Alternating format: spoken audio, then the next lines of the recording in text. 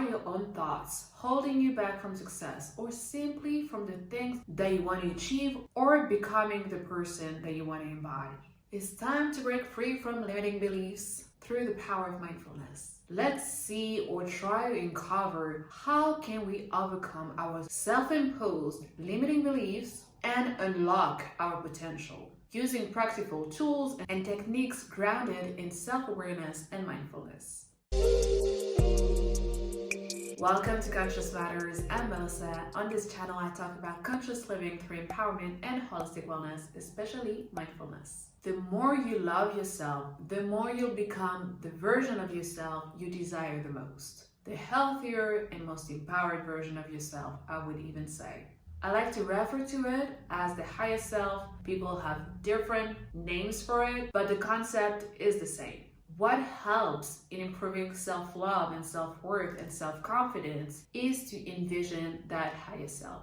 The one who has done a big chunk of the healing process, the one who got rid of the limiting beliefs, unlearned harmful conditioning, and embracing their most authentic self. So it's envisioning this version of you and starting showing up in the world just like that. Self-limiting beliefs are negative thoughts or perceptions that you hold about yourself and your abilities. These beliefs can be ingrained so deep inside you, inside your subconscious mind, that they can hold you back from living a life that you deserve, living a life of success, living a life that is limiting your personal growth, your career advancement, and your relationships, both with others but also with yourself.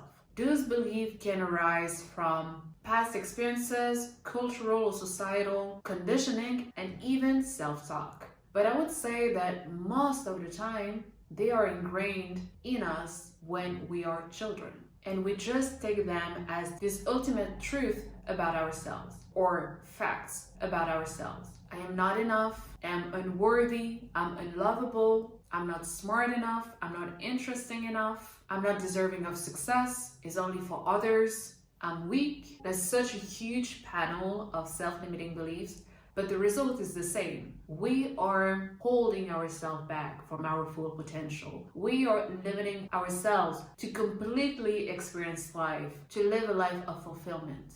And holding on to these beliefs, not being aware of these beliefs, letting them keep on impacting the way that we view ourselves, the way that we perceive ourselves, and the way that we perceive the world too, create this negative self-image and causing us to doubt our abilities, to doubt our potential, to doubt our role in this life, our missions in this life, thus leading to procrastination, to self-sabotage, to a huge fear of failure, making us avoid any single risk, even if that risk is to get us to another level in our life, even if that risk is for our highest good, even though that risk is actually the catalyst to fully transforming ourselves and our life for the better. But in order to get rid of these limiting beliefs, we need to be aware of them. And since they are stuck in our subconscious and not in the frontal lobe cortex of our brain, the conscious part is not that easy, it's not that natural for us to be able to be aware of them. So we need to work a little bit to be able to dig into them and to let them go. So first thing first, we need to identify our self-limiting beliefs. So start with awareness. Begin by noticing your thoughts and feelings when you encounter a challenge, an obstacle, a conflict even.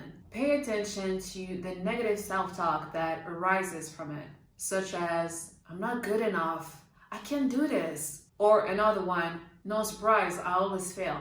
The impact of your negative self-talk affects your behavior and your mindset. And to move through life and overcome every single challenges that come your way, you need to have a strong mindset. You need to have a mindset that empowers you, a mindset that makes you secure within yourself. If you haven't already, I recommend you to watch the video about overcoming your self-doubts, because I talk a lot about negative self-talk and how it impacts us in such a detrimental way. Once you have identified your limiting beliefs, challenge them by asking, is it really true? Do I always fail? Is it true? Try to list all of your experiences where you actually didn't fail.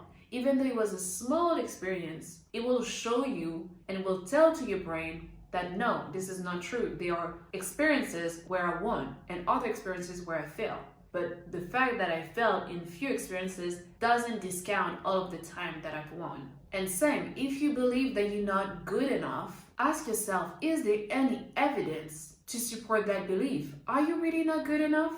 Don't you have things to share, love to give, experiences to teach from? Do you believe that because it's based on past experiences or because of your fear of failure, so you discount yourself and your abilities right away? I'm not good enough, so I'm not going to succeed because I always fail. You double down on your self-limiting beliefs? Are you discounting all of your successes and focusing only on the small amount of your failures? I think that part is when you need to have a reality check with yourself, but in full honesty, and I would even say blunt honesty with yourself. So once you've identified them, you've challenged them, it's time to reframe them. Reframe your self-limiting beliefs. So it's essentially transmuting something negative into a positive, a negative thought into a positive one. Moving from that limiting thought, limiting perception, limiting belief about yourself into more positive and empowering statements about yourself and your abilities. Instead of saying, I am not capable, going already into the negative, into the limitation, what about trying to say to yourself, I'm capable of learning, I'm capable of trying, I'm capable of growing, or I can do this if I put effort into it, and little by little, I will get to my goal. What about coaching your own self, pushing yourself forward? That's funny, I actually saw a video on social media where this little girl, I think she was 2 or 3 years old, she was playing with her dad and she pushed him on the slide. So he went first and then it was her turn, and obviously her dad was already down the slide, so it was nobody to push her, and she just put her hands, her own hands behind her back and pushed herself down the slide. And I thought that was so funny, but at the same time such a good imagery of how we need to push ourselves through life sometimes, if not all of the time. We need to be our own cheerleader. We need to be our own coach. We need to be there for ourselves. We need to be our own shoulder to cry on sometimes. We need to be our strict parent too, the one that says to ourselves, our adult self, okay, get up, it's time to go. You don't want to do it, but you know that it's good for you, so go and do it, push it. Listen to your body though. So try to always remember this little 2-year-old little girl pushing herself down the slide because she knew she would have fun and it was nobody to push her down, so she had to count on herself. So count on yourself for your own success, for your own well-being, for your own growth, for your own healing. And that will participate in building such a strong mindset full of courage and resilience and endurance to help you make strides in life and help you take that leap of faith to get to where you want to go, whatever what that looks like. But at least you're not stuck and held back into that position of discounting yourself, of victimizing yourself, of not exercising agency for yourself. Okay, so now I talked about the process to get rid of our limiting beliefs, but I didn't share any techniques, no practices. I'm a huge advocate for mindfulness, as you know. So if I would have a few techniques or strategies linked to mindfulness, it will be being present in the moment, realizing that life is just a series of different moments and being fully present in each one of them. And in each one of these moments, trying to observe your thoughts and feelings without any judgment. This practice can help you become more aware of your self-limiting beliefs and allow you to respond to them in a more compassionate and positive way. Because in our overcritical society, our over-judgmental society, it's not the easiest to not put that judgment on ourselves, to not be so hard on ourselves. And practicing mindfulness, practicing being in the present moment, judgment-free, allows us to be more vulnerable with our own selves and see where are the cracks. Where are the cracks so we can try to minimize them or try to beautify them in a way that is more compassionate, empowering, and uplifting. I think there's this Japanese practice when they break something, for example, a bowl, instead of throwing it away, they put it together, back together, glue it together, but they use this golden substance. I think they use golden flakes, or I don't know if it's actual gold or not. And they put it where they glued everything together, and they reuse the thing, and it makes it so beautiful, and oftentimes even a statement of art or decoration in their home. It's a beautiful way to show that what is broken is not a waste, and implying that to ourselves as humans, we go through life having to face different obstacles, different challenges, failing and hurting, and so much suffering too, that leave wounds or cracks on ourselves, but we don't break. And it's these cracks, these scars, that is a statement of our life. It's a statement of our resilience. It's a statement of our bravery. It's a statement of our courage, that we keep on showing up despite that. And that's the beauty of it. So using that Japanese technique or Japanese practice in our mindset, in the way that we perceive ourselves, in the way that we talk to ourselves too. Adding a little bit more compassion, a little bit more self-love, a little bit more self-care, because we're worthy of it. And that mindset will push us to finally take action toward our goals that we thought were impossible with all of these self-limiting beliefs. It will still feel uncomfortable and challenging, but with that new mindset, with reframing our self-limiting beliefs into more positive, empowering, and uplifting ones, adding a dash of self-love, self-compassion, and self-worth, and another one of self-acceptance, we will learn to recognize that failure, or whatever was or were our limiting beliefs, is a natural part of the learning process, which is essentially life, and use it as an opportunity to grow and improve, but not to limit us, not to hold us back. So staying in the present moment, observing thoughts, meditation is great for that. Walking meditation in nature too, to not have headphones or being on the phone or whatever, just walking aimlessly through nature. It's a great way also to observe our thoughts and our feelings in a non-judgmental way. Positive affirmations are great also to be able to reframe your self-limiting beliefs. I'm a huge fan of positive affirmations, as you can see.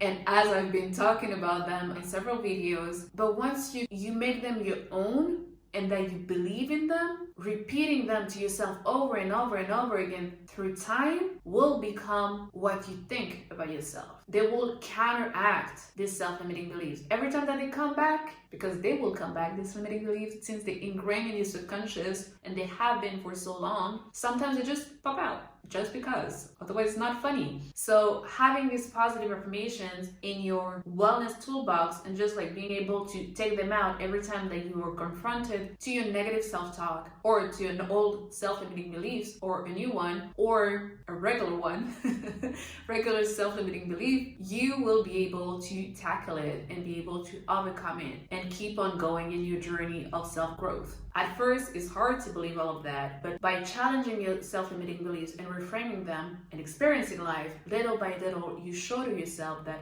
I am capable, actually, I am strong, actually, I am lovable, actually, I am worthy, so on and so forth. So strip these limiting beliefs away because you deserve to experience life to the fullest. As I said, moving from a fixed to a growth mindset, and I would even add the fifth one, visualization. Visualization is incredible because allowing yourself to dream, allowing yourself to see yourself as something more than you currently are, gives you the power to tell to yourself that it is possible. If it's in me and that I see it, it means that it can be for me. What if I just try? What if I just see what happens if I don't let myself be held back by my own thoughts, by my own inner demons? And then obviously not jumping from 0 to 100, but taking small, practical, and actionable steps to move in that sense. So just to recap, use the mindfulness techniques to be in the present moment, observe your thoughts, then challenge them by transforming your mindset.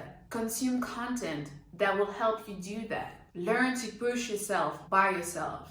Go and experience life that will actually prove to your mind the contrary to what you thought you were or what you thought you were capable of. And then thank thanks to that new mindset, reframe the old limiting beliefs into empowering ones. Test them, try them, always add compassion and self-love. Go at your own pace. And little by little, you will see results that will prove to you that, oh, actually, I'm capable. Actually, I'm enough. Actually, I'm lovable. I'm worthy. Actually, my potential doesn't have to be dormant. I can unleash it and express it to the best of my abilities. I can handle anything. So let's go. All in all, recognizing and overcoming our own self-limiting beliefs are key to reaching our full potential, to live a fulfilling life, to empower ourselves. It's definitely a journey of self-discovery and self-transformation, and through consistent effort and determination, we can unlock our full potential. We can live a life of purpose and fulfillment. The power is within you already. It's just a matter of seeing it, accepting it, and unlocking it to finally create the reality that we desire, and embracing the fact that we are worthy of what we desire to. So if it's not already done, I'm pretty sure you're already there. Comment to yourself and get on that journey towards a healthier and more empowered version of yourself. Share in the comment section, what is the self-limiting belief that you have the hardest time letting go? And how are you trying to let it go? Which technique or strategy you're trying to put in place to find the solution to reframe that self-limiting belief that is still holding you back. Don't forget to like, comment, and subscribe. And as always, stay true, keep showing up for yourself, and let your soul lead the way.